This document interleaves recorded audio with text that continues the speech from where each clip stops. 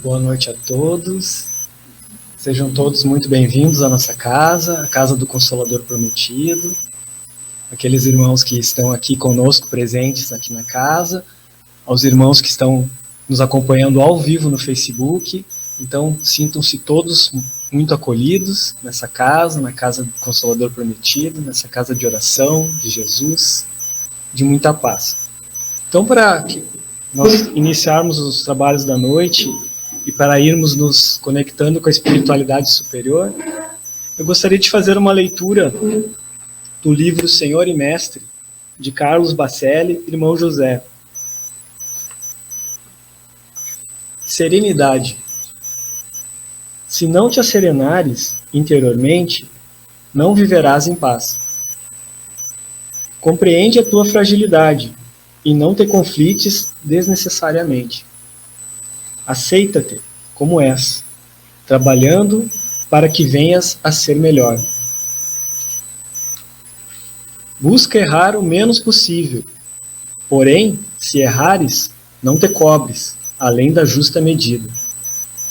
Não ocasiones prejuízo a quem quer que seja, nem te faça instrumento deliberado do sofrimento alheio. Ninguém transpõe a própria humanidade, sem vivenciar as experiências pertinentes à sua imperfeição. Então, com essa bela mensagem, eu convido aos irmãos que assim o desejarem, para fecharem os olhos físicos, para nos conectarmos a Deus, nosso Pai, de infinito amor e bondade, ao nosso querido Mestre amado Jesus, o nosso modelo, o nosso guia, aquele que é nosso irmão mais velho, o nosso exemplo, o governador do nosso óleo. A espiritualidade amiga, nossos mentores da casa, que com certeza estão conosco essa noite. E vamos agradecer a oportunidade de novamente estarmos reunidos para estudarmos, ouvirmos sobre o Evangelho do Cristo. E vamos pedir que possamos fazer esse trabalho da melhor maneira possível, dentro do adiantamento de cada um. Pedimos também o amparo necessário ao nosso irmão Lucas, para que ele possa transmitir tudo aquilo que planejou e tudo aquilo que é importante para cada um de nós nesse momento da nossa caminhada. E assim, agradecidos que estamos, iniciamos o trabalho dessa noite. Que assim seja. Então, de imediato, passar a palavra para o nosso irmão Lucas Amorim, que vai nos falar sobre o tema A Boca Fala do que está cheio o coração. Então, boa palestra, meu irmão. Obrigado. Amigos e amigas, nosso boa noite a todos. Nosso desejo de que nós tenhamos uma excelente reflexão. E até vou solicitar que a gente possa repetir esse boa noite, que eu não quero que vocês durmam ainda, né? Vamos deixar para dormir um pouquinho mais tarde, né? Mas nesse momento eu quero que a palestra seja divertida, que ela seja oportuna, para que a gente saia daqui pelo menos acordados, né? Não precisa sair melhor, não precisa gostar da palestra, mas saiam acordados, né? Para que eu também não me distraia, né, com o ronco de vocês. Então, boa noite a todos.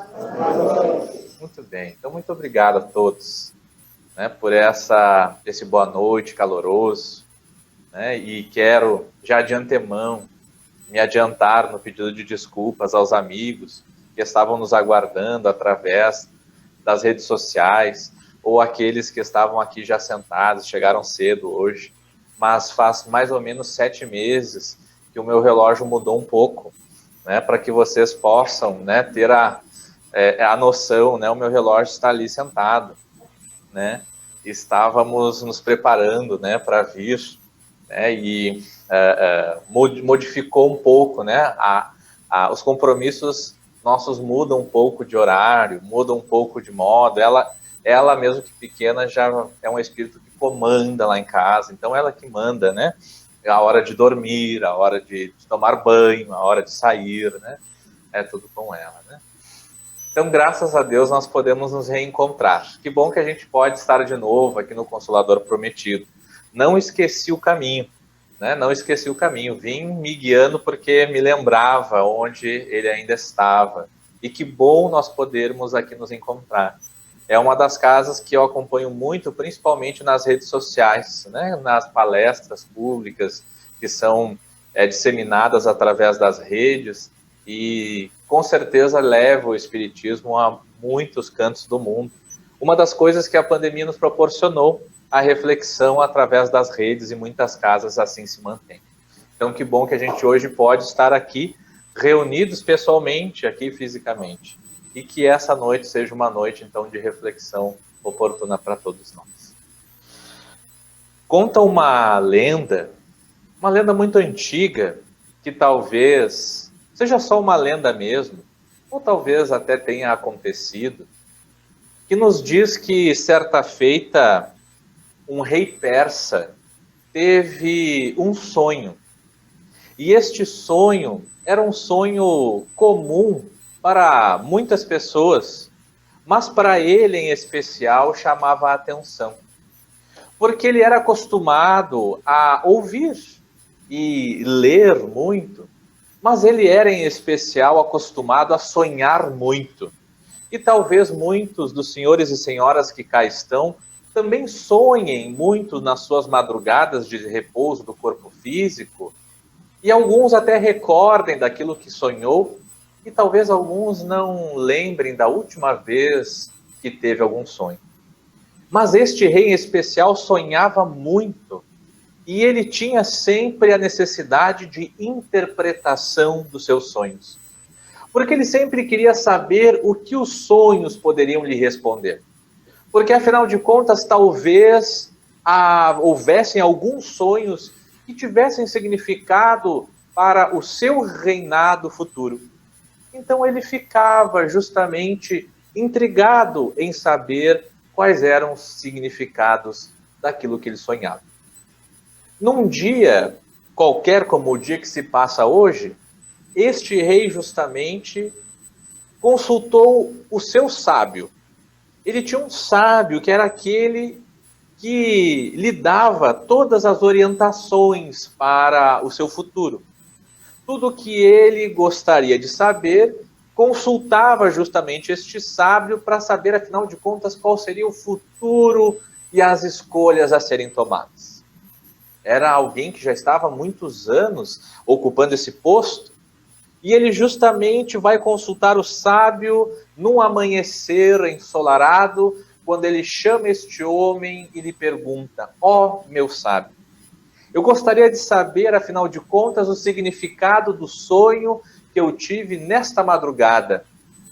E o sábio então pergunta a ele: diga, meu rei, o que tu queres saber? E ele diz: eu tive um sonho que eu perdia todos os dentes. Sobrava nenhum. Ficava quase como a boca da Liz, né, a minha filha, né? Sem dentes, só gengiva. O sábio ouvia aquilo, ia para o alto, né, do seu monte, olhava para o céu, fazia sua reflexão, pensava durante algumas horas, e depois de algum tempo retornava até o castelo. Chegando no castelo, procurava a sala do seu mestre, e lá ele trazia a notícia que ele havia encontrado. E quando ele se direciona ao seu mestre, ele diz para ele: ó, meu rei, eu já tenho a notícia para te dar. Eu já tenho o significado do teu sonho, uma vez que consultei os meus oráculos. E ele então me diga logo. E ele fala: significa, meu rei, que todos os teus parentes vão morrer. O rei fica extremamente brabo, muito zangado. E naquele mesmo instante ele manda demitir o sábio, porque justamente não era aquilo que ele queria ouvir. Ele queria ouvir outro significado. Não era aquilo. E o sábio é destituído depois de anos à frente daquela ocupação. E mais do que depressa, querendo saber, afinal de contas, qual era o segredo do sonho do desdentado, ele resolve fazer uma seletiva para novos sábios do reinado persa. E aí se apressam naquele dia os ordenados a escolher outros magos, mágicos, místicos, de qualquer região, os melhores, os mais distantes, os mais jovens, os mais velhos, para poder entender o que o mestre queria. E naquela longa seleção é escolhido o mais jovem de todos. Naquela seleção enorme que havia tido, aquele que era destituído já tinha uma certa idade, o mais jovem chega para tomar o seu posto, ainda não se sabia se ele iria continuar à frente, mas havia apenas uma coisa que ele deveria fazer: responder o que o rei quisesse.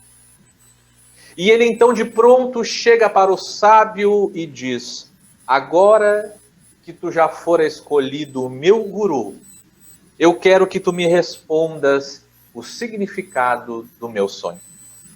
Eu sonhei que perdia todos os dentes.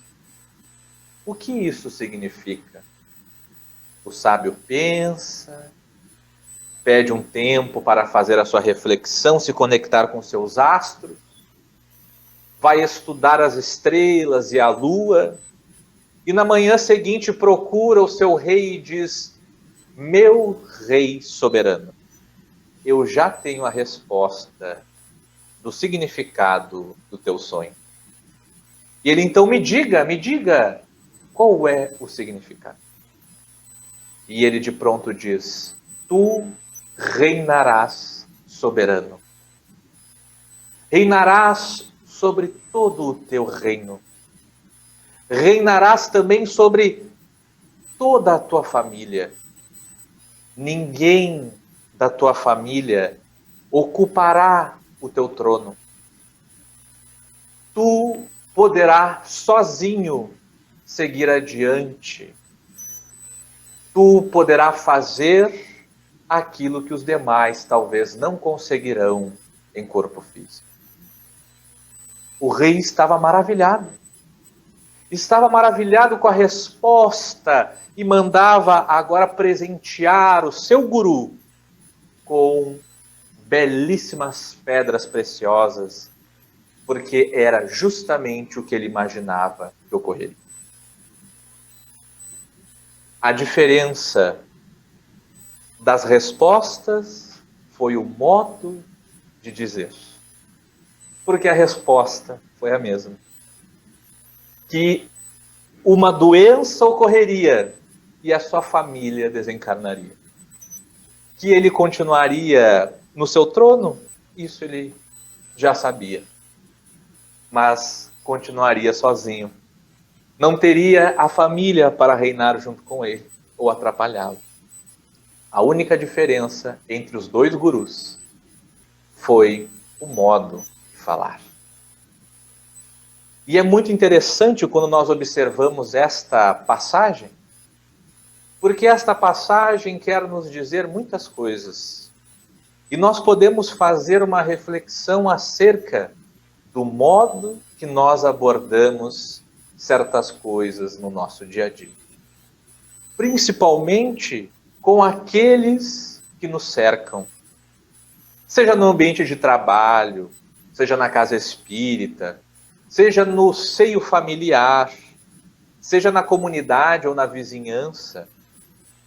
O modo como nós tratamos o nosso falar nos é, com certeza, de suma importância. Vocês já ouviram certa feita alguma frase que diz que a palavra dói muito mais do que uma agressão física? De que aquele que agride pode esquecer, mas o agredido jamais esquece. Porque muitas vezes nós esquecemos de fazer a reflexão de que se nós somos energia, e assim o Espiritismo nos mostra, e esta energia é externalizada por nós, a cada ação, a cada ato, também é externalizada nos nossos momentos de conversação. Neste momento em que nós conversamos aqui, despejamos uns nos outros energia. Eu não posso ver o que vocês pensam sobre mim, mas a espiritualidade consegue observar. É uma dádiva eu não poder ver, porque talvez vocês estejam pensando nesse exato momento, por que eu escolhi vir hoje? Mas que droga essa palestra, né? Não é assim? Por que eu não fiquei em casa? O que será que eu vou jantar hoje? Não? São os pensamentos que nos ocorrem. E dependendo do pensamento que nos ocorre, a energia que nós emanamos.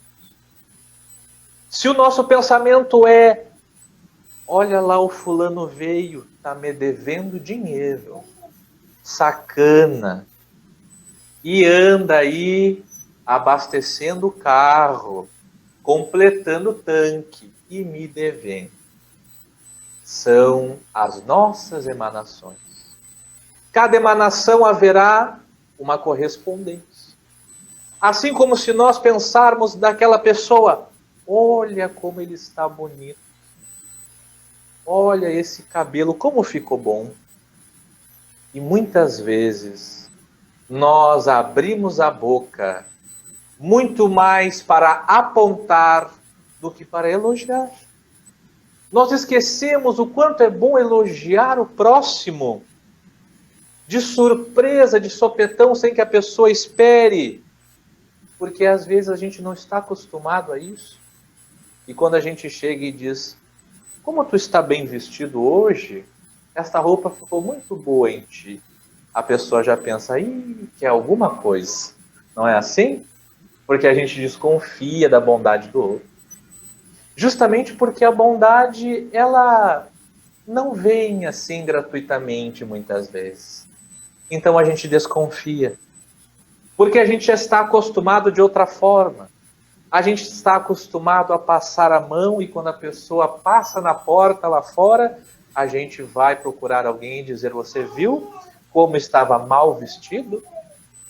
São roupas de vir à casa espírita aqui, né? E a gente não sabe, desculpe, não gostou. E às vezes a gente não sabe as dificuldades que o companheiro está passando, devido às vestes que traz. Então o nosso pensamento é vida para os espíritos e para os encarnados. E se o pensamento é vida, a fala muito mais viva se faz. Porque aquele pensamento que nós não conseguimos ler neste momento se fará cada vez mais presente se algum dos senhores e senhoras levantar a mão e me xingar.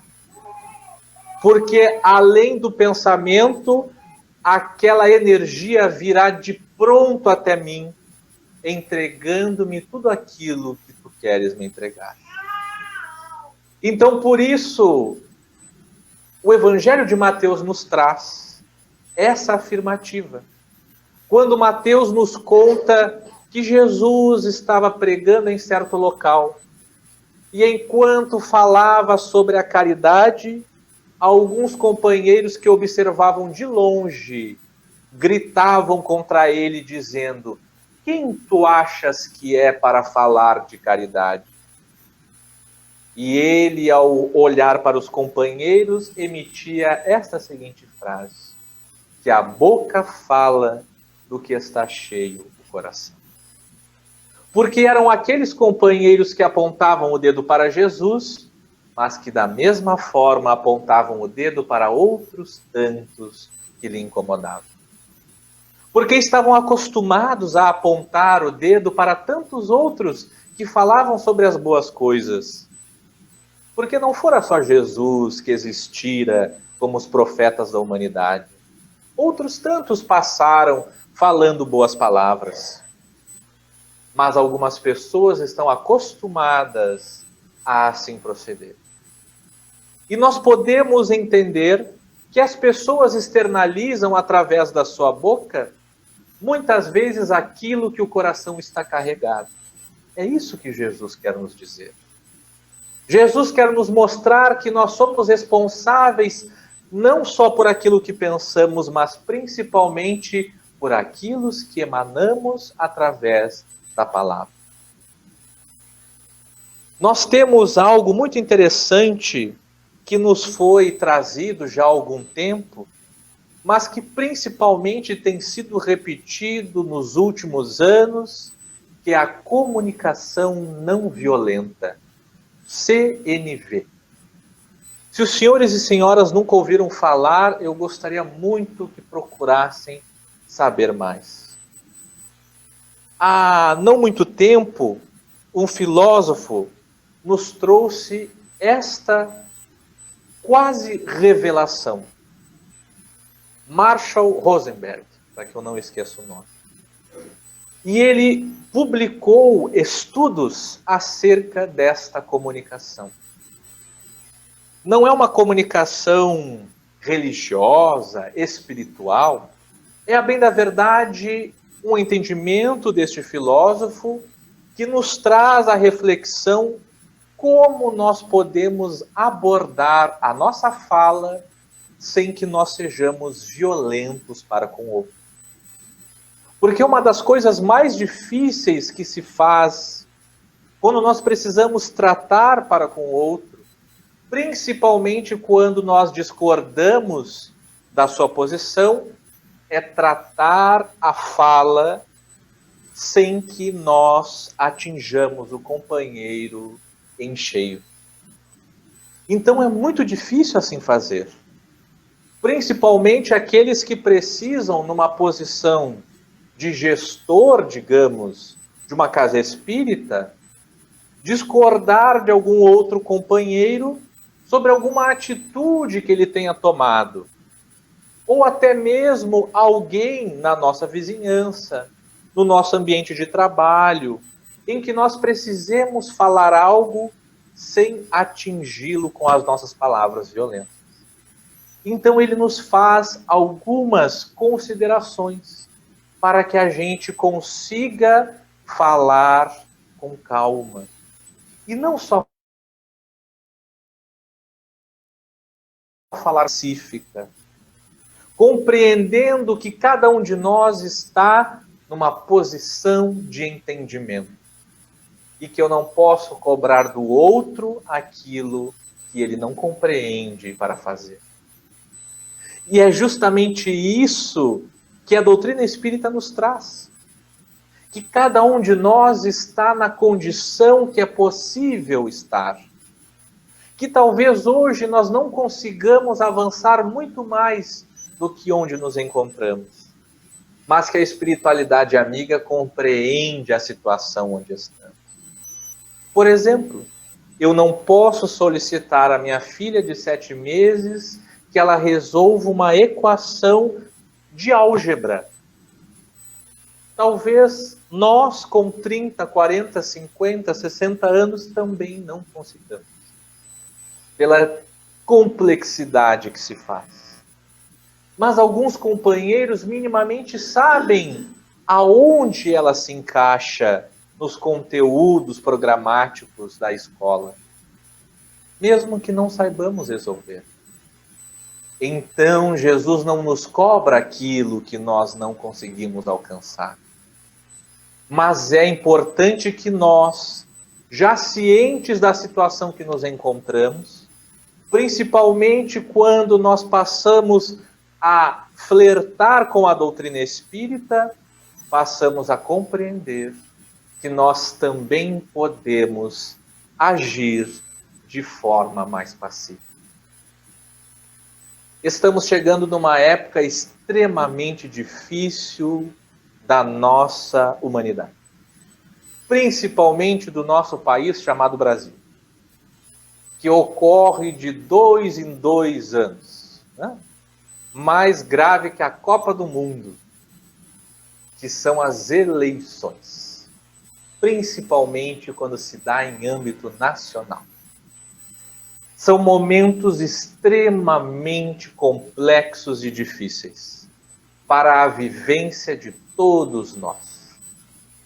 E nos esquecemos que somos espíritos imortais e recordamos muitas vezes que o que parece é que apenas a nossa carne vale. E às vezes a gente esquece de recordar também de que muitas vezes aquele vizinho nosso que nos ajudou no momento extremamente grave da nossa vida, em que você sozinho em casa passou mal e fora ele que levou você ao hospital e graças a ele não te cobraram nada por essa ajuda que ele fez, para te levar até o pronto-socorro mais perto e madrugar contigo, tu sobreviveste. Mas quando chega a eleição e ele discorda da tua posição política, você briga com o companheiro porque ele não vale nada. Porque ele é isso e eu sou aquilo. Então, eu não quero mais papo com ele. Esquecendo o valoroso companheiro que te estendeu a mão quando tu mais precisou. E às vezes o nosso limite está aí. É um limite que nós impusemos, esquecendo aquele companheiro que, embora as diferenças de ideologia que nós vamos encontrar nas mais variadas pessoas, há outras coisas em comum que nós trazemos. E se eu perguntasse para os amigos e amigas aqui a posição política de cada um, pelo amor de Deus, ninguém responda. Talvez a gente não terminasse, né, esta noite muito bem. Mas algum dia, quem sabe, daqui umas 1000 reencarnações, vamos botar para baixo, né, na calculadora, nós consigamos conviver harmônica e pacificamente com os diferentes. A não ser que alguém aqui seja colorado, aí não... Aí. Porque no fim das contas, é exatamente isso que Jesus já nos mostrava. Porque nós temos este filósofo, Marshall Rosenberg, que nos fala sobre a comunicação não violenta. Mas já era o que Jesus praticava há mais de 2000 anos atrás.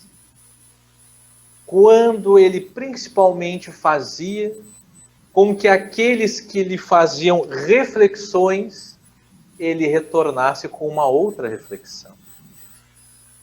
Então, me recordo muito bem quando Jesus está sendo preso e Barrabás,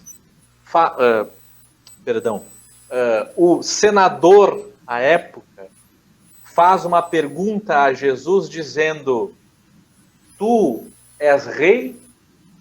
E ele responde dizendo: pois é o que dizem. Então ele não assevera que és rei. Ele diz que é o que a população está dizendo sobre ele. Significa que Jesus jamais se denominou assim. Jesus pede a Pedro para que Pedro acolha 3 homens. Eram 3 homens cobradores de impostos. E Jesus sabia muito bem que aqueles 3 homens não eram companheiros moralmente evoluídos. Então ele solicita que Pedro, aquele que era justamente uma pedra, acolha os companheiros. E ele se dirige a Pedro e diz: Pedro, apacienta as minhas ovelhas. E Pedro se prepara. E quando os companheiros chegam, Pedro resolve apacientar, dando uma tunda de evangelho nos companheiros. E ele diz mais ou menos assim: tu eu conheço muito bem. Porque tu fizeste isso, aquilo outro e aquilo outro. E tu eu também conheço. A tua fama corre solta. E tu não fica para trás. Porque tu tens a fama e tal e tal. E aponta os defeitos de cada um dos 3 homens que lá estão. Jesus já sabia que isso iria ocorrer. Então, quando ele vem retornando, depois da conversação de Pedro com aqueles 3 homens, ele nota aqueles 3 homens que procuravam Jesus para chorar um pouco, chorando principalmente não de emoção, mas de desespero. E ele olha para Pedro e Pedro se dirige a Jesus e diz: Jesus, caprichei. Foi lindo.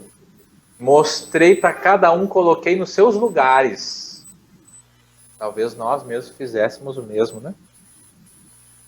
E aí Jesus olha para ele e diz: mas Pedro, eu só pedi que tu apacentasse as minhas ovelhas.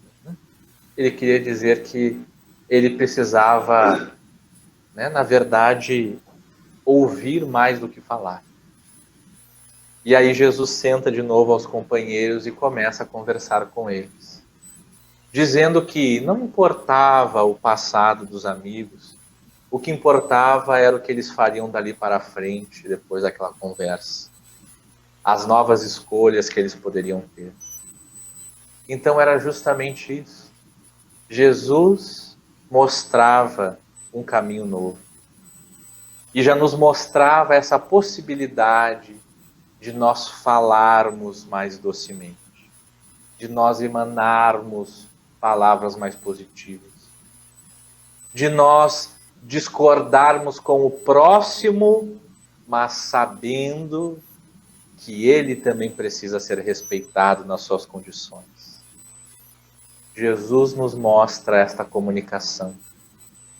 E esta comunicação é aquela que é o nosso alvo daqui para frente, para que nós um dia consigamos alcançá-lo, para que a nossa boca emane o que verdadeiramente o nosso coração tem, principalmente se ele for recheado de carinho, que nós possamos também espalhar por onde passarmos, sem a vergonha e o medo de ser feliz, sem a vergonha e o medo de elogiar, sem a vergonha e o medo de falar boas palavras, de dizer aquilo que qualquer criança fala. Quando a gente começa a falar com uma criança e ensiná-la, ela sempre nos diz quais são as palavrinhas mágicas, não é? E muitas vezes as crianças nos corrigem quando a gente não fala alguma coisa, ela olha para nós e diz: como é que diz? Você diz: obrigado, com licença, perdão. Só que o tempo passa e a gente esquece as palavrinhas mágicas que nós ensinamos para as crianças, não é?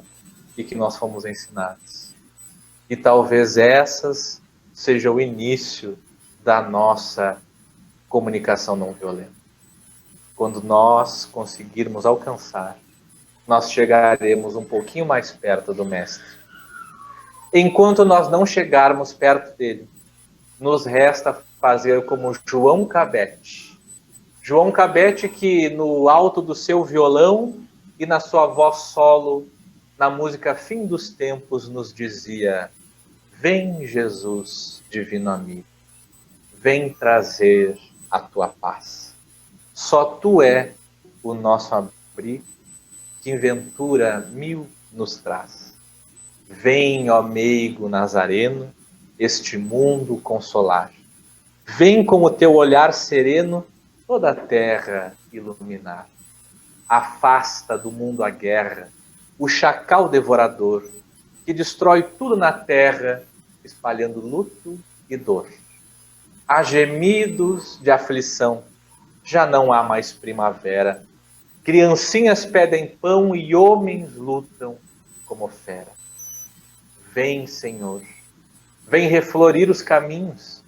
Vem, Senhor, vem iluminar corações, exterminar a dor e fazer calar os canhões. Vem, Senhor, com teu amor tão profundo iluminar consciências e fazer feliz o mundo. Com esta belíssima canção em forma de oração, chamada Fim dos Tempos, de João Cabete, nós desejamos que nós possamos retornar em breve a estar com os amigos aqui para conversar um pouco mais. Que Jesus nos ampare hoje e sempre, e vamos em paz, se Deus quiser. Que assim seja. Então, a primeira palavra que eu já vi nos comentários é gratidão, abraço fraterno. Então, em nome do grupo, eu gostaria muito de te agradecer, Lucas, a tua presença, principalmente as tuas palavras, né? Aquilo que tu nos trouxeste hoje, a história, a moral toda. E como é interessante, quando falou de Pedro, já vem logo falando por mim, quantas vezes eu já fiz isso, principalmente dos familiares, né? Tu tá fazendo isso de errado, tu tá fazendo aquilo, e o obrigado, com licença, principalmente em casa, né? Como a gente esquece. Então, muito obrigado pelas tuas palavras aqui, né? Em nome de todos, te agradeço a tua presença, Lucas. Eu gostaria, se tu pudesse, como a gente pode fazer, por exemplo, isso eu faço muito no trabalho também, Lucas, eu aponto muito para, não para os colegas, mas para as pessoas que participam no lado do nosso trabalho. A gente aponta os erros, né, muito. Como a gente faz para o coração da gente, o que eu posso fazer para me dar conta quando eu estou apontando o dedo, porque às vezes a gente não vê que está fazendo isso. Nosso coração se acostumar, o hábito, né, de falar puramente, falar como tu disseste daquele pensador, daquele filósofo, né, sem agredir as pessoas. Como a gente consegue isso, assim, pudesse nos falar um pouquinho mais sobre isso? Há um pensamento muito interessante que ele diz, não vou me recordar agora de quem uma vez falou, que ele diz o seguinte: isso é fato na vida que a gente pode sempre fazer uma reflexão acerca dele nas nossas opções, que é: se você não pode contar como fez, não faça. Esse é um pensamento muito interessante. E aí isso vai definir muitas vezes os passos que nós vamos dar. Se nós vamos fazer algo e nós não sabemos se aquilo é o certo ou não, façamos essa reflexão. Se eu fizer isso, eu posso contar para as pessoas aqui na frente de todo mundo como eu fiz? Se sim, faça. Então eu posso contar, né, como eu fiz para escolher a roupa de hoje, porque eu fiz, né, escolhi a roupa que estava dentro do meu armário. Se eu escolher a roupa do outro, eu terei que roubar a roupa do outro. E aí, se eu roubar a roupa do outro, para que eu possa usar hoje, eu não poderei contar aos senhores, porque estarei cometendo algo grave. Então, não poderei contar. Se algo precisa, né, não pode ser contado como fez, que não façamos. Isso serve também para o modo de falar e o que nós falamos. Será que eu poderia falar a todos aqui, né, de que falei mal de alguém pelas costas da pessoa? Talvez ninguém teria coragem de chegar aqui à frente e dizer: hoje eu falei determinada coisa. Mas talvez nós possamos chegar aqui na frente e possamos dizer: hoje eu me orgulho de eu ter elogiado fulano de tal. A gente talvez teria essa coragem de falar. Então a gente precisa levar esta premissa. Se nós pudermos externalizar aquilo para as demais pessoas, então esse é o primeiro passo. O segundo passo, que é aquele que o filósofo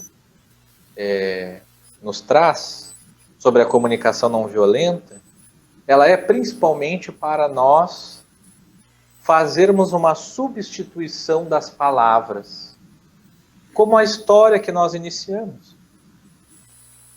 O objetivo era o mesmo, mas o modo de falar foi diferente. Ah, mas eu estarei enganando a pessoa? Não. Você falará a mesma coisa. O objetivo, a mensagem tem que ser a mesma. A comunicação, né, e posso falar isso como jornalista, ela é muito mais do que o que a pessoa entende do que eu emito. Então, os modos que eu vou emitir podem ser variados, mas é importante que a pessoa compreenda. Não adianta eu vir aqui na frente e falar meia hora de palavras rebuscadas e bonitas, se todo mundo ao final dizer que legal, não entendi nada. Né? Que bacana, uma palestra lindíssima, utilizou assim palavras extremamente rebuscadas, né, do dicionário português. Mas o que que significa? O que que ele quis dizer ao final, em resumo? Não sei, mas achei tão bonito. Né? Um dia eu estava vendo, né, uma palestra, nunca esqueci.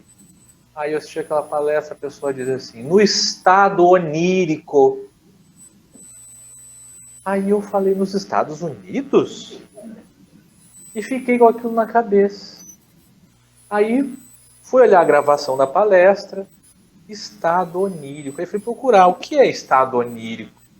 É o sono. É o estado do sono. Aí eu pensei, mas vê só.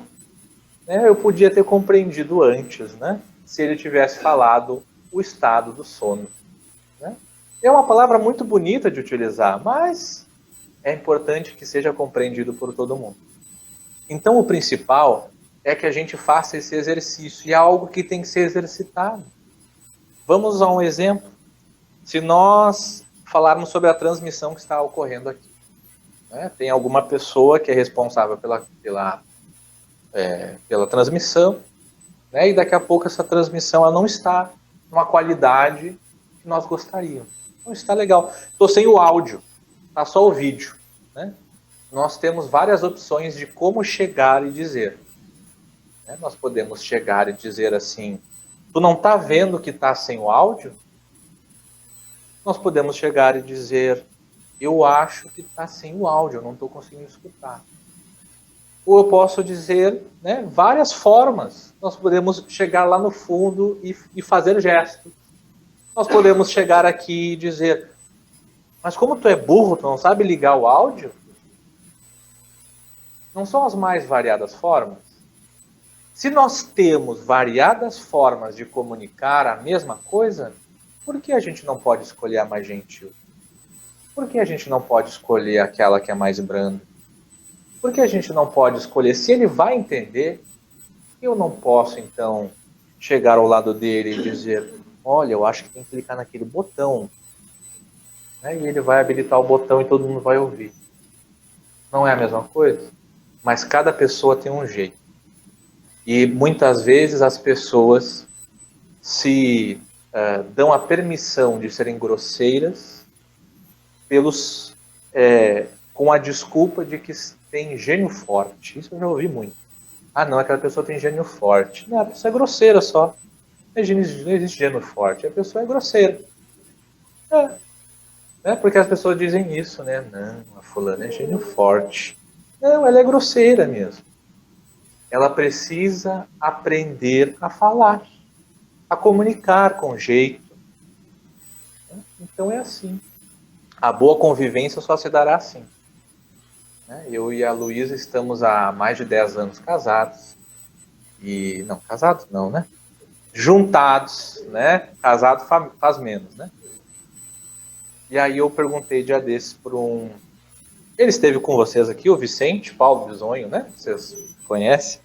Companheiro da nossa casa espírita. Estava completando bodas de ouro, 50 anos de casado com a dona Zelsa, né? Queridos amigos. E aí eu parei na frente dele e disse assim, agora tu me conta qual é o segredo. né? E ele disse, o segredo principal é a paciência. E talvez se a gente conversar com muitos companheiros que já estão há muito tempo juntos, eles dirão a mesma coisa, né? É um modo de agir, é um modo de falar, é um modo... Ah, a paixão, aquela do primeiro ano vai ter nos 50 anos? Vai nada. É ilusão. Ah, não, mas a gente vai ser alma gêmea. 50 anos de casado não é alma gêmea nem aqui nem na China. É paciência. É modos de falar. Então a comunicação, nem em todo lugar é assim. Se eu estivesse falando com vocês desta forma, era uma comunicação. Se eu falo com vocês assim, já é outra. Até no nosso corporal, né? O corpo fala. Eu não sou entendido disso, né? Mas tem pessoas que estudam que o corpo fala. Né? Tem algumas coisas que o corpo fala. Então, às vezes, a gente quer falar as coisas e a gente já fala assim. O dedo em riste, ele já nos assusta. E quando a gente vê as imagens de Jesus, como é que a gente vê as imagens de Jesus? Ele está assim, não é? É um convite, né? Ele nos chama, né? Eu não me lembro de uma imagem que ele esteja assim. E se há, tenho certeza que não é a real. Né? Porque quando ele faz assim, ele nos convida. Então, são várias coisas que a gente tem que aprender. E só o exercício nos permitirá isso. Não sei se consegui ser objetivo. O objetivo é o que eu menos sou, né? Eu sou bem prolixo. Não, foi sim, Lucas, foi sim. Se tiverem mais algum questionamento, estou à disposição. Pessoal, na internet aqui, só te agradecendo muito. Te agradecendo muito a presença, te mandando um abraço fraterno, gratidão, só agradecendo. Que assim como para mim, eu tenho certeza que para todos, né? Às vezes a gente não se enxerga, não vê quando tu está apontando o dedo. Às vezes é o hábito de fazer o contrário, como tu disseste, né? De ser brando. Às vezes a pessoa... Então, eu tenho certeza que o pessoal está te agradecendo aqui na internet. Então, novamente, em nome de todos, te agradeço a tua presença, a presença da tua família aqui conosco. Tu volte mais vezes, né? E sempre é gratificante as tuas histórias de ouvir e o modo como tu fala. Né? Então, muito obrigado, Lucas. Leva um abraço fraterno lá para Dominar Reto, né? Isso. Então, leva um abraço fraterno lá para o pessoal. E para nós encerrarmos a noite, eu gostaria de te convidar para fazer a oração final, então, Lucas. Perfeito. Vamos lá, então, né? Então, vamos fazer a nossa oração final. Orar é sempre um momento oportuno para a gente se conectar e principalmente para a gente agradecer. Né? Então, vamos nesse momento em que o dia já está se encaminhando para o final. Este último dia do mês de agosto é o encerramento de mais um mês. Vamos fazer uma reflexão acerca desses 31 dias que passamos este mês de agosto. Será que nesses 31 dias nós acertamos em todo? Será que em algum momento nós erramos? Será que alguém precisa nos desculpar ou nós devemos desculpar alguém? Será que há algo que nós possamos reverter nesses 31 dias? E para os próximos dias que virão, que opções nós podemos fazer diferente? Neste mês, número 9, que está chegando, já se encaminhando para o último trimestre do ano, o que nesses próximos 3 meses finais me falta ainda fazer? Será que eu ainda preciso exercitar o meu modo de agir? Será que eu preciso exercitar o meu modo de falar? Será que eu preciso exercitar o meu modo de pensar? Neste momento, nós gostaríamos de agradecer Jesus, porque Tu nos acompanhou até aqui. Não nos abandonou em nenhum instante. Embora em diversos momentos da nossa caminhada a gente acreditava que você, Jesus, houvesse sumido do nosso caminho, mas temos a certeza de que tu está na coordenação deste planeta.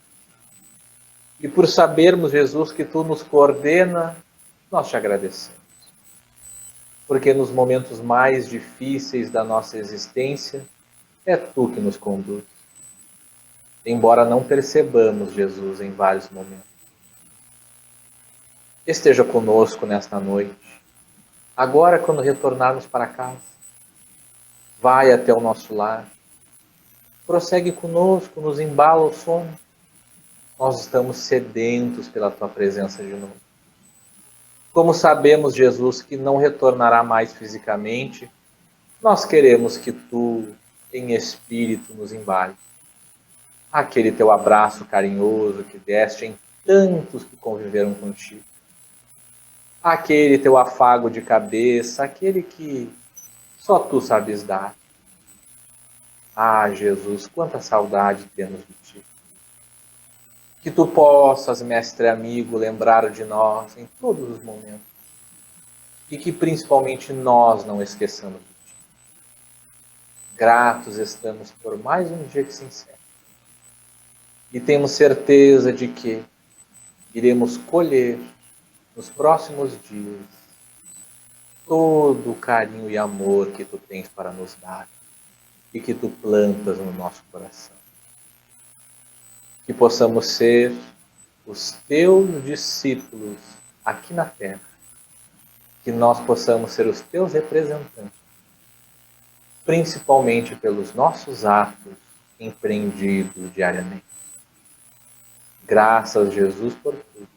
Esteja conosco hoje e sempre, e que assim seja.